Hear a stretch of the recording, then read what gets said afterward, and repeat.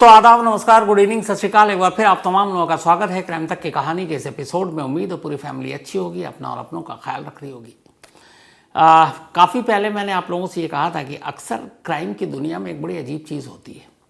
वो चीज़ ये कि अगर कोई एक क्राइम किसी ख़ास पैटर्न पे हो, किसी ख़ास तरीके से हो, तो फिर उसके बाद अलग अलग हिस्सों से, देश के अलग अलग स्टेट से, अलग अलग शहरों से, अलग अलग गाँव से कुछ कुछ वैसी क्राइम की कहानियाँ फिर सामने आनी शुरू हो जाती हैं।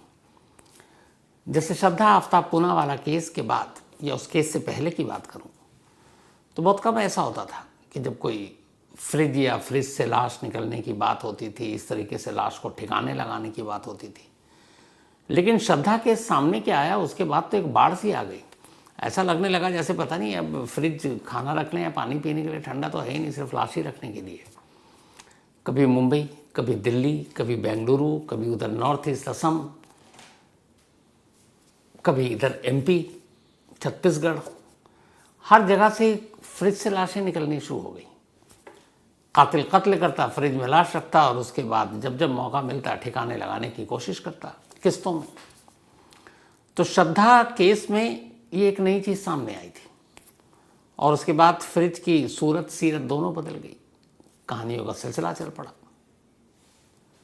तो ये अक्सर होता है क्राइम में, ये एक ट्रेंड चलता है और उस तरीके से, या तो इसके लिए शायद मीडिया भी जिम्मेदार है, सोशल मीडिया भी है, क्योंकि जिस तरीके से इसको हाईलाइट किया जाता है तो एक सवाल अक्सर पूछा जाता है कि क्या क्राइम रिपोर्टर या क्राइम की रिपोर्ट या क्राइम रिपोर्टिंग, क्राइम के शोज से क्रिमिनल को आइडिया मिलता है। तब इन चीज़ों को तो देख कर लगता है साफ साफ, हाँ यार मिलता है आइडिया। तो दोनों सूरत है, बस ऐसे क्या किया जाए। लेकिन दो पहलू हैं इसके, एक आइडिया भी मिलता है, दूसरा लोग इससे सतर्क सावधान भी रहते हैं, कई चीज़ें पता चलती हैं। अब जैसे इसी से अगर एग्जांपल ले लूँ कि फ्रिज में लाश मिलती है, तो इसमें अच्छा काम क्या हो सकता है। तो इसमें ये है कि अगर किसी घर में कोई फ्रिज या कोई घर सुनसान है तो आदमी जाएगा तो अब अलर्ट है, तो देखेगा यार फ्रिज खाली है या कोई लाश वाश तो नहीं है, तो कम से कम आप चौकन्ने हो गए। लेकिन अजीब फितरत कहें इसे कि एक क्राइम का पैटर्न जो है पता नहीं फिर कहाँ कहाँ यूज़ होने लगता है। आज की कहानी मध्य प्रदेश के देवास की कहानी है। ये जो देवास है, ये देवास इंदौर इर्द गिर्द वहाँ की कहानी है। और ये कहानी भी एक फ्रिज की है, और ये कहानी भी लिव इन में रहने वाले एक कपल की है, और ये कहानी भी एक लड़की की है जिसका कत्ल होता है और उसको फ्रिज में उसकी लाश को रखा जाता है। लेकिन बाकियों कहानी से, बाकी जितनी भी फ्रिज से अब तक लाश उगली हैं, ये थोड़ा डिफरेंट है। उसकी वजह है कि यहाँ इस फ्रिज में एक लड़की की लाश लगभग 9 महीने तक पड़ी रहती है। जिस कमरे में ये फ्रिज है उस कमरे में कोई नहीं रहता, उसको ताला लगा दिया गया है। उस कमरे का जो मालिक है वो हर महीने एक बार उस कमरे में आता, ताला खोलता, अंदर जाता, फ्रिज को शायद चेक करता, फिर वापस चला जाता। 9 महीने में न जाने कितनी बार वो आया, सिर्फ ये देखने के लिए कि इस घर में फ्रिज है, फ्रिज में लाश है या नहीं है।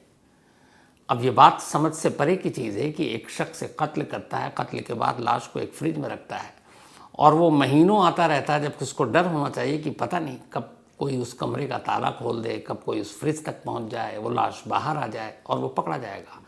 लेकिन उसे कोई डर नहीं है, बल्कि वो लगातार इन 9 महीने में कितनी ही बार उस घर में आता है, फ्रिज देखता है, चला जाता है और किसी को शक तक नहीं होता। और यहीं से एक दूसरा सवाल भी उठता है कि 9 महीने तक एक बंदा कत्ल करने के बाद एक लड़की की लाश को अपने ही घर के कमरे के फ्रिज में रखकर भूल गया है, कभी ठिकाने लगाने की नहीं सोचता। पुलिस ने ही उससे सवाल किया कि 9 महीने एक लंबा अरसा होता है, बल्कि जब ये केस खुला तब तो 10 महीने हो चुके थे, तो 10 महीना लगभग साल। तो साल भर में तुम्हें कभी मौका नहीं मिला या आइडिया नहीं आया कि एक कत्ल जो किया है, सबूत फ्रिज में है, तो कभी उसको निपटा दूँ, उसको ठिकाने लगाऊँ। उसका जवाब ये था पुलिस को, उस बंदे का, उस कातिल का, कि साहब इस बारे में अभी तक सोचा नहीं था मैंने कि करना क्या उस लाश का। मतलब 10 महीने बीत गए उसको कत्ल किए हुए और उसने अभी तक यही नहीं सोचा है कि उस लाश का करना क्या है जो फ्रिज में है। वो तो गलती से एक रोज़ एक पड़ोसी जिसको उस कमरे को किराए पर लेना था, उसने उस कमरे में उस फ्रिज को जो इलेक्ट्रिसिटी मिल रही थी उसके स्विच को बंद कर दिया। इस बात से बेखबर कि इस फ्रिज में कुछ है।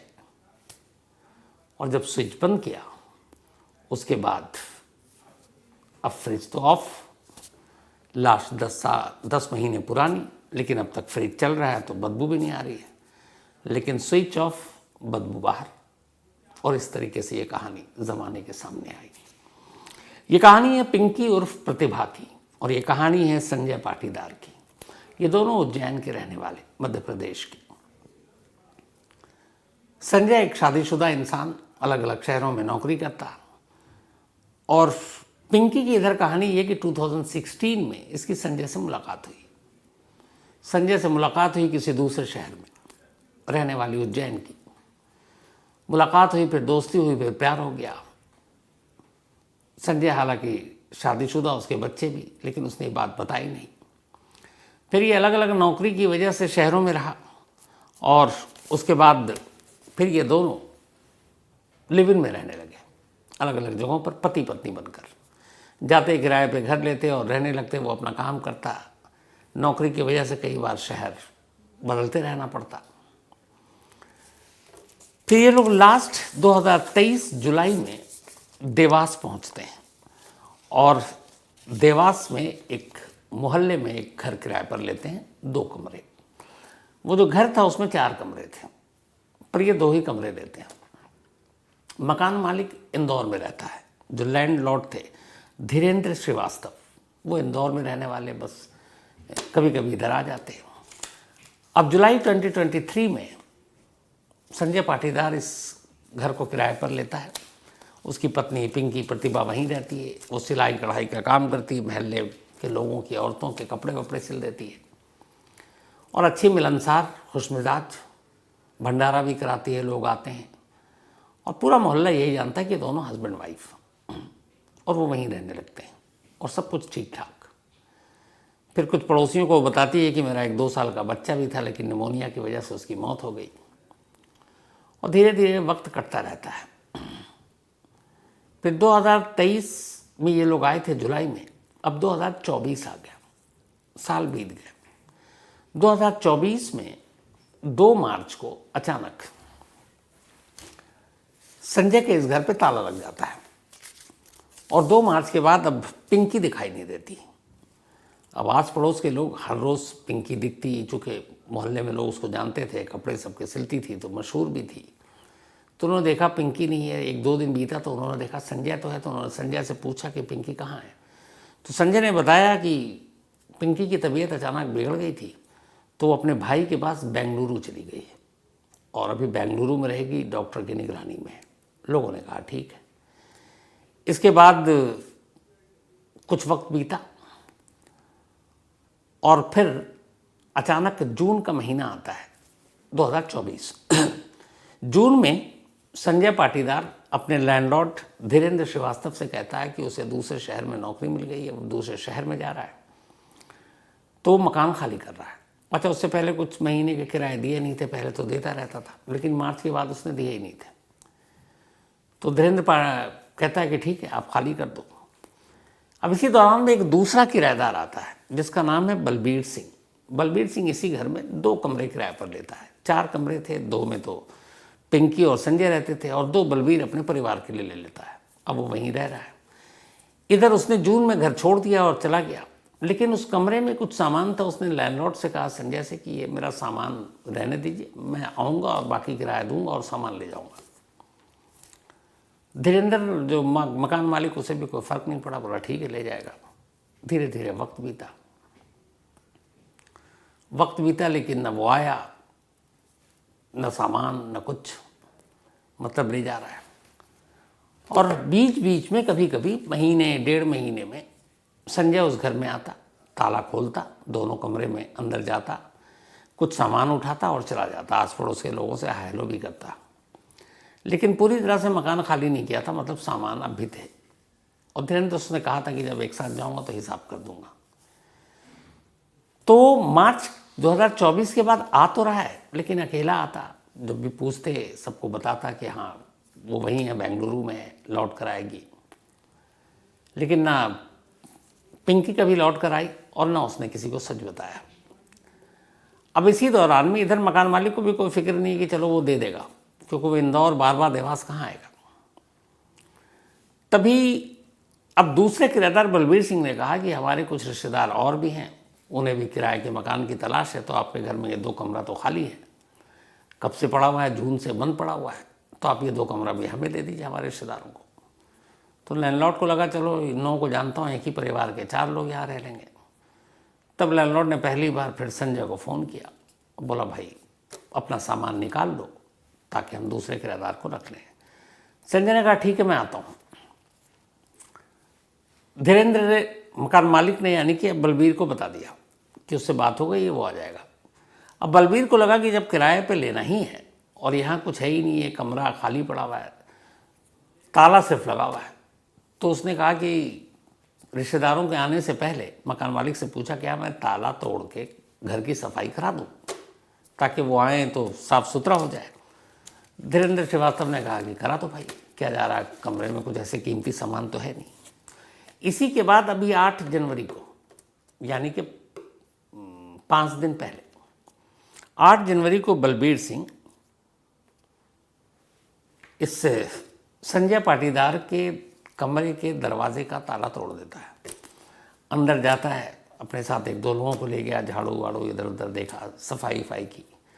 तभी उसकी नज़र पड़ी एक फ्रिज पर, लेकिन फ्रिज जो है वो पूरे कपड़ों से लिपटा हुआ था, लेकिन फ्रिज ऑन था और वो बाकायदा प्लग इन था। तो उसने देखा, तमाम सफाई की, उसके बाद कपड़ा नहीं हटाया उसने कहा फ्रिज पैक किया हुआ होगा, लेकिन उसे ये देख के बड़ा अजीब लगा कि ऑन क्यों है, घर पे तो कोई लोग रह नहीं रहे, कामों का बिल भी उठ रहा होगा। उसने प्लग निकाल दिया, स्विच ऑफ कर दिया। ये बात है 8 जनवरी की। उसके बाद फिर उसने दरवाज़ा बाहर से बंद किया और अपना वापस सो गया। नेक्स्ट डे 9 जनवरी की तारीख आई। जब 9 जनवरी की आई तो फिर उसने बाकी कमरे की सफाई की। अब भी उसने फ्रिज को बिल्कुल टच भी नहीं किया, क्योंकि उसे लग रहा था एक तरह से पैक है और दूसरे का फ्रिज है, क्या खोलना। 9 तारीख को भी उसने बाकी सफाई का काम पूरा कर लिया।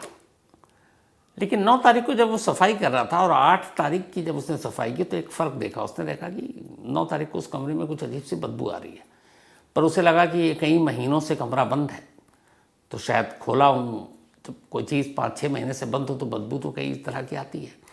तो उसने कहा कि बंद होने की वजह से सीलन या बाकी चीज़ों की बदबू होगी, उससे कोई और कुछ ख्याल आया ही नहीं। तो 9 तारीख को सफाई करके फिर उसने कुंडी लगा दी। अब आई 10 तारीख, यानी 10 जनवरी। 10 जनवरी को अचानक बलबीर और उसके परिवार वालों को एहसास हुआ कि घर के अंदर तेज़ बदबू आ रही है। और जैसे ही वो उस संजय पाटीदार के घर के करीब पहुँचे, उस दरवाजे के, तो उन्हें एहसास हुआ कि बदबू इसी कमरे से आ रही है। अब बलबीर सोच रहा कि मैंने पूरी सफाई तो कर डाली, कोई ऐसी चीज़ तो थी नहीं। फिर उसे लगा कोई चूहा मरा होगा या कुछ और होगा जो नज़रों से छूट गया, लेकिन बदबू बर्दाश्त करने लायक नहीं थी। अब उसने दरवाज़ा खोला, पूरे कमरे को छान मारा, कहीं से ऐसी कोई चीज़ नहीं मिली, कोई जानवर मरा हुआ हो, कुछ और ऐसी चीज़, कोई चीज़ नहीं। फिर अचानक जब वो फ्रिज के करीब गया तो उसे महसूस हुआ कि बदबू इस फ्रिज से आ रही है। अब जैसे ही उसे महसूस हुआ, अचानक उसके सामने वो श्रद्धा और बाकी तमाम कहानियाँ घूम गई, क्योंकि कोई ऐसा बचा ही नहीं था जिसने मीडिया, अखबार, सोशल मीडिया पे सारी कहानियाँ ना देखी। अब वो घबराया पहली बार, उसे लगा बदबू फ्रिज से आ रही है। फिर उसने रिकॉल किया, उसे याद आया कि ये फ्रिज तो कपड़े से लिपटा हुआ है, लेकिन प्लग इन है, ऑन था, फ्रिज चालू था। उसे लगा कुछ तो गड़बड़ है। उसकी हिम्मत नहीं हुई फ्रिज खोलने की। कमरे से बाहर निकला, पड़ोसियों को बुलाया और बोला ये फ्रिज से बदबू आ रही है और मुझे कुछ डाउट हो रहा है। अब उतनी देर में पड़ोसी बात करने लगे, सबको वो पुराने केसेस याद आने लगे, ये श्रद्धा टाइप। फिर किसी ने कहा भाई ये तुम मत करो, फंस जाओगे, पुलिस को बुलाओ। अब पुलिस को फ़ोन किया गया कि एक फ्रिज से बदबू आ रही। ये फ़ोन सुनते ही देवास पुलिस को पहले ही समझ में आ गया कि कुछ तो गड़बड़ है। पुलिस की टीम पहुंची। अब सबकी निगरानी में मास्क पहन कर, क्योंकि बदबू तेज़ थी, कपड़ा हटाया गया फ्रिज से। कपड़ा हटाने के बाद जब फ्रिज का दरवाज़ा खुला तो एक तेज़ बदबू का भपका अंदर से बाहर आया और सामने फ्रिज का जो नीचे का पूरा पोर्शन था उसके सारे ट्रे बाहर थे और एक अकड़ी हालत में एक लाश पड़ी थी। लाश के कपड़े देखकर ही समझ में आ गया कि ये किसी महिला के हैं। अब पुलिस ने लाश निकाली, तब तक मोहल्ले में खबर फैल गई। अब हर एक को पता था कि इस घर में सिर्फ 2 ही लोग लगभग 1.25 साल रहे, एक संजय पाटीदार और दूसरा उसकी पत्नी पिंकी उर्फ प्रतिभा। अब लोगों ने याद करना शुरू किया कि 2 मार्च 2024 को आखिरी बार उन्होंने पिंकी को देखा। उसके बाद संजय अक्सर यहाँ आया और पिंकी रात तक ठीक थी, 1 मार्च तक। सुबह से उसके बाद गायब थी और जब पूछना शुरू किया कि तो उसने बताया कि वो बीमार हुई, बेंगलुरु चली गई। उन्हें अब लगा कि ये यकीन करने लायक बात नहीं है कि अचानक चुपचाप कैसे जा सकती और बीमार होती और मुसीबत में होती तो कोई एम्बुलेंस या किसी गाड़ी के थ्रू ले जाया जाता। लेकिन मोहल्ले में किसी ने नहीं देखा कि कोई गाड़ी आई और वो कंधे पे उठा के तो लेके जा नहीं सकता था बीमार किसी इस हालत में। तो सब पल में समझ गए कि फ्रिज के अंदर कौन है। उन्होंने कहा फ्रिज के अंदर पिंकी है। अब उधर पुलिस लाश ले गई, पोस्टमार्टम कराया तो पता चला कि मौत हुए हुए करीब 9 महीने से ज़्यादा हो चुके हैं। लाश के टुकड़े नहीं हुए थे। अब इसके बाद सुरेंद्र को ढूंढना शुरू किया गया। तब तक शायद सुरेंद्र को भी कहीं से इस बात की खबर मिल गई। उसने मोबाइल स्विच ऑफ। अब उसने जो मकान किराए पर लेते हुए अपने आधार कार्ड और बाकी पहचान दिया था, उसमें उज्जैन के ही एक मोहल्ले का पता था। पुलिस की एक टीम वहाँ पहुँचती है। नेक्स्ट डे वो उसी जगह पर गिरफ्तार हो जाता है। अब उसे पुलिस पकड़ कर लाती है। लाने के बाद अब उससे पूछताछ होती है। जब पूछताछ होती है तो फिर पूरी कहानी सामने आती है। पिंकी और संजय की मुलाकात उज्जैन में हुई, दोनों में प्यार हो गया। फिर संजय कहीं काम से बाहर गया 2016 के बाद, तब तक वो मिलाता रहता। पिंकी भी 2016 में घर छोड़ गई। इसके बाद पिंकी का अपने घर वालों से बनता नहीं था। 2016 के बाद से पिंकी कहाँ है, किसके साथ है, किस शहर में है भी कि नहीं है, उसके घर वालों को कुछ नहीं पता। इधर अब संजय उसकी ज़िंदगी में, संजय उसके साथ रह रहा है, लिव इन में रह रहा है। जब वो देवास आए 2023 में, जुलाई में उन्होंने किराए का ये घर लिया। उसके बाद से पिंकी अब संजय पर शादी के लिए दबाव डालने लगी। लेकिन संजय पहले से शादीशुदा था, वो शादी करना नहीं चाहता था, तो उसने बहुत टालने की कोशिश की। अब लेकिन पिंकी को डाउट हो रहा था कि ये शादी करेगा नहीं, धोखा दे रहा है।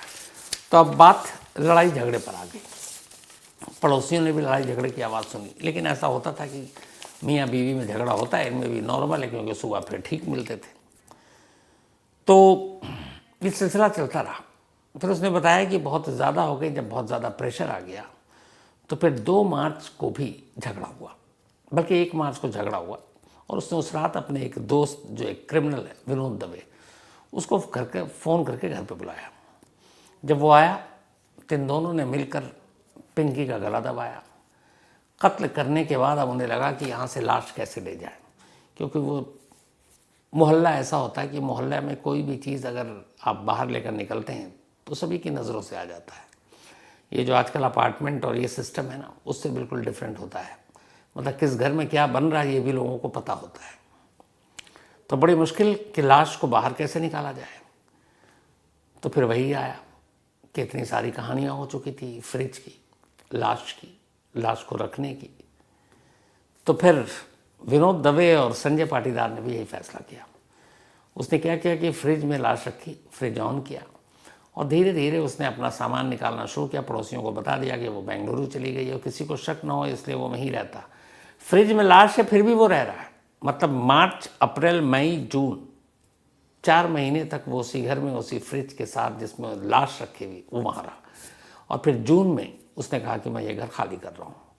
लेकिन उसके बावजूद उसने कहा कि मेरा सामान है, बाद में ले जाऊँगा, पैसे भी बाद में दे दूँगा। अब मकान मालिक इधर ये फंसा हुआ है कि अगर इसके सामान बाहर कर दूँगा तो ये किराया दे देगा पिछला भी। तो वो भी कह रहा छोड़ दो। लेकिन उसके अंदर ये भी था कि यार इतने महीने बीतते जा रहे हैं, अभी तक लाश की कहानी बाहर नहीं है, ये सब ठीक तो है।